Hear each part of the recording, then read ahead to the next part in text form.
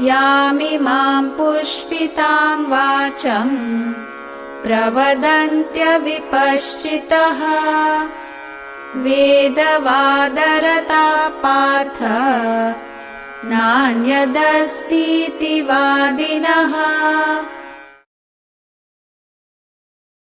कामात्मानः स्वर्गपराः जन्मकर्मफलप्रदां क्रियाविशेषबहुलां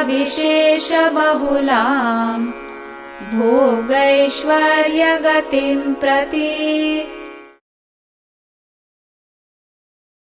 भोगैश्वर्यप्रसक्तानां तया परुतचेतसां व्यवसायात्मिका बुद्धिः समाधौ न विधीयते।